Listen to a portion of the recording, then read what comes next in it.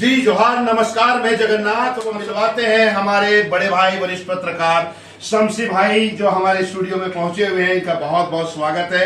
और खास बात यह है कि आज इस मौके पर पहुंचे हुए हैं कि गांडे विधानसभा क्षेत्र का कौन बनेगा बाजीगर, इस पर हम लोग बात करेंगे। और बात करने के लिए पहुंचे हुए हमारे स्टूडियो में शमसी भाई, हमारे बड़े भाई वरिष्ठ पत्रकार मौजूद है। यहाँ पर आइए, बैठिए, आपका स्वागत है। मोस्ट वेलकम सर आपका। बहुत बहुत धन्यवाद जगन्नाथ जी, बहुत बहुत धन्यवाद। जी जी, आज हम बात करेंगे शमसी भाईजान कि आखिर गांडे विधानसभा क्षेत्र का कौन होगा बाजीगर। चलिए, बिल्कुल ज्वलंत विषय है। हाँ। लोगों की धड़कनें बढ़ी हुई है, लोगों की धड़कनें तेज हो गई है कि आखिर किनका नाम आएगा गांडे विधानसभा से भाजपा का उम्मीदवार। पहले तो यहाँ ये बातें आ रही है, दूसरी है कि इसके बाद कौन बनेगा बाजीगर। दो बातें आ रही है। विधानसभा चुनाव के घोषणा के बाद जी, आचार संहिता लागू है। लागू ऊहापोह की स्थिति है। इस बीच जेएमएम ने अपनी पहली जो सूची है, हाँ, जारी कर दी। सीएम लड़ेंगे बजट से। हाँ, गांडे विधानसभा से कल्पना, गांडे से कल्पना जी, ये क्लियर है। जी बात बीजेपी की जाए जी जी तो बीजेपी ने अभी तक क्लियर नहीं किया है। जी जी संभावित प्रत्याशियों का पहला सूची जो है वो बीजेपी ने भी जारी किया है, जी जी, जिसके अनुसार कुछ नाम बीजेपी के खेमे से जो आ रहा है प्रबल दावेदार प्रत्याशी के रूप में, उनमें सबसे पहला नाम अगर है गांडे विधानसभा क्षेत्र, गांडी विधानसभा क्षेत्र की बात हो रही है। जी जी जी, तो यहाँ पर जो वर्तमान जिला परिषद अध्यक्षा गिरिडीह की है मुनिया देवी, जो अब लोगों की जुबान पर भी ये चर्चाएं काफी चल रही है, तो उनका नाम सबसे पहले आ रहा है। लेकिन कहीं ना कहीं राजनीतिक गलियारों से ये खबर भी छन के आ रही है कि चूंकि ये भाजपा है, ये समुद्र है, ये बड़ी पार्टी है, पल में भी पाला बदल सकती है, कुछ भी कहा नहीं जा सकता। निश्चित रूप से जी, दिलीप वर्मा, हाँ, करीबी है, हाँ, बाबूलाल मरांडी के, जी जी, उनके नाम की भी चर्चा है, जी जी, जोरों शोर से है। जी जी जी। अब अंतिम फैसला बीजेपी आलाकमान को लेना है कि बतौर प्रत्याशी किसके नाम पर मुहर लगना है। बिल्कुल। लेकिन अगर संभावना देखा जाए हाँ, तो कहीं ना कहीं मुनिया देवी जो है वो आगे नजर आ रही है। और अगर ऐसा हुआ, मुहर लगता है बीजेपी का उनके नाम पर, तो गांडे विधानसभा सीट पर दो महिलाओं के बीच कांटे की टक्कर, दोनों महिलाएं जो है पढ़ी लिखी, बड़े प्रखर, राजनीतिक अपने आप में एक अलग पहचान रखने वाली। देखिए, यहाँ एक बड़ी बात नहीं, कल्पना का मुकाबला अगर हम मुनिया देवी से हम लोग करते हैं तो देखिए कहीं ना कहीं तो मतलब मामले में, मतलब आकलन में कम नहीं कहा जा सकता है, लेकिन कम कहा जा सकता है क्योंकि वो सीएम की पत्नी है। कुछ बातें उनके पक्ष में है और कुछ बातें इनके पक्ष में भी है। सीएम की पत्नी है, नो डाउट, रॉयल फैमिली से है, कोई इसमें दो राय नहीं है, पढ़ी लिखी, तेज तर्रार महिला, इससे भी नकारा नहीं जा सकता। लेकिन पॉलिटिकल एक्सपीरियंस की अगर बात की जाए, राजनीतिक अनुभव की अगर बात की जाए, तो बहुत आगे है कल्पना सोरेन से मुनिया देवी। वर्षों का तजुर्बा इनके पास पॉलिटिकल का है। अभी कल्पना नहीं है कि कमान यूं कहे कि नहीं संभाली रखी है, 5 वर्ष इन्होंने संभाला था, फिर इनको मौका मिला है, काफी तजुर्बा। पॉलिटिकल एक्सपीरियंस की अगर बात की जाए, राजनीतिक अनुभव की अगर बात की जाए, तो राजयोग भी कह सकते हैं आप इनको। राजयोग बनता है, दिखता है, बनता दिखता है। इस पर बात करेंगे। लेकिन पढ़ी लिखी तो दोनों हैं, तेज तर्रार हैं। अब देखना यह है कि पार्टी जो है निर्णय क्या है, ये एक देखने वाली बात है। यहाँ एक बात और कहना चाहेंगे कि मुकाबला कहीं ना कहीं बहुत ही ज्यादा संभावना जो है वो द्विपक्षीय लगता है। इसके अलावा जेएलकेएम आ गया आपका, और कई पार्टियां हैं जो मतलब रडार पर है और मैदान में आने को तैयार हैं। लेकिन फिलहाल जेएलकेएम के लिए कहा जाए तो उसमें भी काफी विरोध चल रहा है। इंटरनली हमने देखा, इनका एक ग्रुप चलता है जेएलकेएम का, उसमें काफी विरोध चल रहा है क्योंकि रिजवान, क्रांतिकारी रिजवान को यहाँ भेज देने के बाद में यहाँ के जो कार्यकर्ता हैं, जेएलकेएम के जो कार्यकर्ता हैं, वो लोग कहीं ना कहीं आक्रोश दिख रहे हैं और स्वीकार नहीं कर पा रहे हैं रिजवान क्रांतिकारी को। राजेश यादव की मांग कर रहे हैं और राजेश यादव की फिलहाल यहाँ का जो जुड़े हैं उन लोगों का हमने देखा उस ग्रुप के माध्यम से, और लोगों की जुबान का जो फीडबैक आ रहा है कि राजेश यादव को यहाँ का विधायक होना चाहिए, उनको जेएलकेएम से खड़ा होना चाहिए, ऐसी बातें आ रही है। जगन्नाथ जी, राजेश यादव की अगर बात की तो बहुत ही मंझे हुए राजनीतिज्ञ हैं। बिल्कुल, कहीं कोई डाउट नहीं, बहुत पढ़े लिखे हैं, बिल्कुल, वर्षों का अनुभव उनके पास पॉलिटिक्स का है। अब पता नहीं क्या उन्होंने सोचा, हाल ही में वर्षों माले में रहने के बाद इस पार्टी को उन्होंने ज्वाइन किया। जी। उद्देश्य जिनका कहीं ना कहीं अगर देखा जाए तो टिकट पार्टी का था, क्योंकि माले में टिकट उनको मिल नहीं सकता था, वहाँ सब उनके पास ऑप्शन नहीं, गठबंधन में उनके पास ऑप्शन नहीं था। जी। पार्टी बदलने के बाद भी इनके किस्मत में टिकट जो है वो नहीं आया। एक देखिए गांधी विधानसभा क्षेत्र में यूं कहें कि तहलका ही मचा के रखा है, और आखिर क्या होगा इसका अंजाम खुदा जाने। जेजेपी जागरूक जनता पार्टी राधा स्वामी संगठन जिनका प्रत्याशी है शमीम अख्तर, को बिल्कुल लगे हुए हैं और लगातार बने हुए हैं क्षेत्र में कोचिंग सेंटर वगैरह जिस ऑर्गेनाइजेशन की आपने बात की जी जी, उनके जो प्रदेश अध्यक्ष जी सिन्हा जी, हाँ मुकेश सिन्हा, मुकेश सिन्हा जी, जिनसे मैं मिल चुका हूँ कई बार।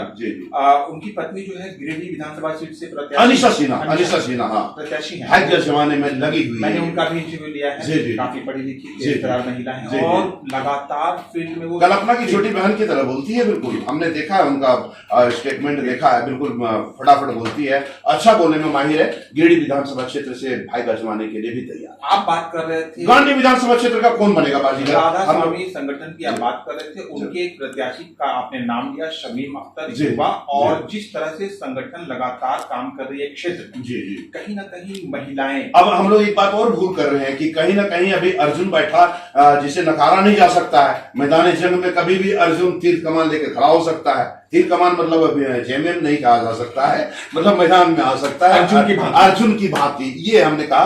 तो उनको भी नहीं कहा जा सकता, मतलब कुल मिलाकर के बीजेपी, जेएमएम, जेजेपी और जेएलकेएम और इधर पांचवा में अर्जुन आ जाइए आप। देखिए ऐसे 5 दिख रहे हैं, मतलब ये लोग मैदान में आने के लिए। आखिर कौन बनेगा बाजीगर, ये तो मैदान में आने के बाद ही कहा जा सकता है। फिलहाल तो देखिए अर्जुन बैठा काफी अनुभवी नेता है, लोकल है, पकड़ अच्छी है जी। उनकी जो दावेदारी है उसे भी नकारा नहीं जा सकता है। पिछली बार हालांकि उनको उदास होना पड़ा और पेवेलियन लौटना पड़ा, लेकिन फिर दमखम लगाए तो कुछ कहा नहीं जा सकता। राजनीतिक और क्रिकेट में कुछ भी कहा नहीं जा सकता। कोई भी बाजी मार सकता है, कोई भी बाजी मार सकता है। और देखे ना कि जैसे आप हम लोग मिल गए, उसी तरह फिर हम लोग मिलेंगे और निश्चित रूप से बात करेंगे कि गांधी विधानसभा क्षेत्र का कौन बनेगा बाजीगर। बात बिल्कुल होगी। गांधी विधानसभा क्षेत्र का जो विकास अब तक होना चाहिए था, उस मामले में कहीं ना कहीं क्षेत्र की सड्डी है। सड़कें बिल्कुल जर्जर स्थिति में है। हाल फिलहाल सड़कें कहीं कहीं बन रही है, सड़कें जर्जर हैं। स्वास्थ्य की सुविधाएं यहाँ पर मूलभूत समस्याओं का अंबार कहा जा सकता है, जो अब तक नहीं इसको समाधान कर पाए हैं पूर्ण रूप से। शिक्षा के मामले में देखिए कहीं कोई ऐसा हब नहीं, कहीं कोई ऐसा सेंटर नहीं, पूरे क्षेत्र में आप समस्याओं का अंबार, बिल्कुल समस्याओं का पूरा अंबार है। इनकार नहीं किया। लेकिन 100% की एक बात अगर कहें तो मुख्य मुकाबला बीजेपी और जेएमएम, कल्पना सोरेन, और यदि टिकट मिलता है तो मुनिया देवी के बीच। और अगर ऐसा हुआ तो फिर रोमांचक मुकाबला जो है, जबरदस्त मुकाबला जो है 2 महिलाओं के बीच देखने को मिलेगा। और ये एक तरह से एक ऐतिहासिक जो लड़ाई है वो होने की संभावना प्रतीत हो। तो कहीं ना कहीं आपका बिल्कुल कहना है, वो मेरा भी समर्थन है। जहां तक अभी आपने बात कही कि समस्याएं खूब है, यहाँ पर कई समस्याएं को आपने गिनवाया, तो देखिए समाधान के लिए लोग प्रयास कर रहे हैं लगातार। डॉक्टर सरफराज अहमद, लक्ष्मण सोनकार, सालखन सोरेन, ये 3 बार यहाँ पर अपने अपने कार्यकाल में विधायक रहे। यहाँ पर जयप्रकाश वर्मा भी रहे, लेकिन समस्याएं जस की तस बनी हुई है, समाधान नहीं हो पाया है। अभी वर्तमान में जो कल्पना है, इनके लिए लोगों का सपना भी बन गया है, इसे भी इनकार नहीं किया जा सकता है। इनसे मिलने के लिए लोगों को काफी परेशानियों का सामना करना पड़ता है। अभी आपने कुछ देर पहले ही कहा है कि मुखियाओं तक भी नंबर उनका उपलब्ध नहीं है। क्षेत्र भ्रमण के दौरान कुछ मुखिया मुझको ऐसे भी मिले जिनकी शिकायत थी कि अगर विधायक जो है यहाँ वर्तमान कल्पना सोरेन, जो हाई प्रोफाइल है, सीएम की पत्नी है, तो जब वो आती है क्षेत्र भ्रमण के लिए हेलीकॉप्टर से सीधा उनका लैंड होता है, पूरे लाव लश्कर होते हैं, लाव लश्कर होता है, कैटेगरी के जो उनको सिक्योरिटी मिली है, लोग नहीं मिल पाते, कहीं ना कहीं हजारों का हुजूम उसके साथ चलता है। आम जनता अपना फरियाद लेके कहाँ जाता ये एक समस्या है। अभी मुख्तार आलम एक गांडे का एक बंदा था, उन्हें ताबड़तोड़ भाषण में अपना स्टेटमेंट दिया। जो मुस्लिम समाज कम्युनिटी का एक बैठक था खंडोली में पिछले कुछ दिनों पूर्व, मुख्तार आलम का बंदा था, उसने साफ शब्दों में कहा कि हमने बड़े उम्मीद रखा था कि हमारा क्षेत्र में विकास होगा, सीएम की पत्नी आ रहेगी, हो सकता है सीएम बन जाए, ये सारा उम्मीदें उनकी टूट गई। बोला कि उनसे उनसे तो बात करना तो दूर बात है, फोन पर बात करने तक भी हम लोग के पास कोई उपलब्ध व्यवस्था नहीं है। ये भी शिकायतें आ रही हैं। जगन्नाथ जी आप कह रहे हैं कि मुखिया के पास अगर नहीं है नंबर उपलब्ध तो विकास की गाथा तो मुखिया से ही लिखा जाता है, वहीं से शुरू होती है। ये सच्चाई है कि मुखियाओं की शिकायत है कि कल्पना सोरेन का बतौर विधायक मुखिया तक के पास उनका कांटेक्ट नंबर नहीं है कि मुखियाओं से सीधे बात कर सकते। देखिए, मैया सम्मान योजना फैक्टर करेगा कल्पना का, इसमें कोई डाउट नहीं है। मैया सम्मान योजना कहीं ना कहीं चुनाव के लिए एक बहुत बड़ा मतलब ब्रह्मास्त्र होगा इनके लिए, लेकिन कहीं ना कहीं ये भी बात से इनकार नहीं किया जा सकता कि कई मैया रो रही है, कई मैया परेशान है, क्योंकि बगल वाले मैया को हजार करके मिल रहे हैं और घोषणा 2500 का हो गया है। अब दूसरी बात, ये सबसे बड़ी बात आ गई कि उनको एक किस्त भी नहीं मिला है। अब वो ब्लॉक की चक्कर काट रही है लगातार, बीएनबी के माध्यम से हम दिखा रहे हैं दर्शकों को और उनको भी दिखा रहे हैं पदाधिकारियों को, और कल्पना मैडम से भी यह मेरा आग्रह होगा, हंगामा खड़ा करना बीएनबी का मकसद नहीं है, समाधान होना चाहिए, सूरत बदलना चाहिए मैडम। और अगर आप सुन पा रहे हैं, देख पा रहे हैं, उनके प्रतिनिधित्व करने वाले देख रहे हैं, तो ये आग्रह होगा हम दोनों भाइयों का, हंगामा खड़ा करना मकसद नहीं है, हम लोग दिल की बातें कर रहे हैं। और जो मैया वंचित रह गई है मैया सम्मान योजना से, वैसे को आप प्राथमिकता दें, ब्लॉक में कहें, क्योंकि कभी पोर्टल बंद हो जाता है आपका, कभी कोई शिकायत करती है तो उधर से नो रिफंड आ जाता है, तो कई तरह का रिजेक्ट हो जाता है उनके आवेदन, जिससे कई मैया उदास है, नाराज है, रो रही है, परेशान है। जरूरत है कल्पना मैम को सीरियस लेने की, गंभीरता लेने की और समाधान करने। जिस तरह से मैया सम्मान योजना की आपने बात छेड़ी है, तो मैया सम्मान योजना एक महत्वाकांक्षी योजना है, आप लोगों को अति महत्वाकांक्षी योजना, अति महत्वाकांक्षी योजना है, मैं मान रहा हूँ इस बात को, लेकिन एक मैया को मिल रहा है और वहां 2 मैया रो रही है, तो वो ठीक नहीं है। मेरा सवाल यही है, प्रखंड क्षेत्र में हजारों ऐसी महिलाएं हैं शमसी भाई, जो ब्लॉक का चक्कर काट रही है, हमने न्यूज दिखाया, कवरेज किया, पहले भी खबर दिखाई। मेरा सवाल यही है जी, लाखों करोड़ों की जनता जी को आप सेटिस्फाई नहीं कर सकते हैं पैसा बांट कर? बिल्कुल बिल्कुल। आप रोजगार के अवसर उत्पन्न कीजिए, आप युवाओं को नौकरी दीजिए, जिन्हें आपने नौकरी दिया है उन्हें आप ये नहीं देख रहे।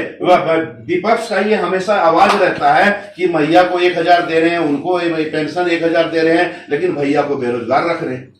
ये सबसे बड़े तो नौकरी आज तक इन्होंने मतलब यूं कहें कि नौकरी पर ध्यान ही नहीं दिया। यही कह रहा था, सम्मान देना ठीक है, लेकिन सम्मान से बेहतर आप रोजगार के अवसर उत्पन्न कीजिए, और जो आपकी नौकरी कर रहे हैं ऑलरेडी उनको समय वेतन दीजिए, उनको आप खुश रखिए ताकि वो आपका काम। किसी ने कहा भी है कि फ्री का खाना, फ्री का पैसा ये हराम माना जाता है, उन्हें मेहनत करने दीजिए, मेहनत से पैसा कमाया हुआ मेहनत से वो खाएंगे तो वो एक सफल व्यक्ति कहलाएंगे। सफल पंचायत का विकास होगा, क्षेत्र का विकास होगा, राज्य का विकास होगा, देश का विकास होगा। बिल्कुल, लेकिन मोदी जी भी फ्री तो चावल चलवा रखे हैं, ये फ्री 1000 रुपया दे रहे हैं, ऐसे में तो सब आलसी हो जाएंगे,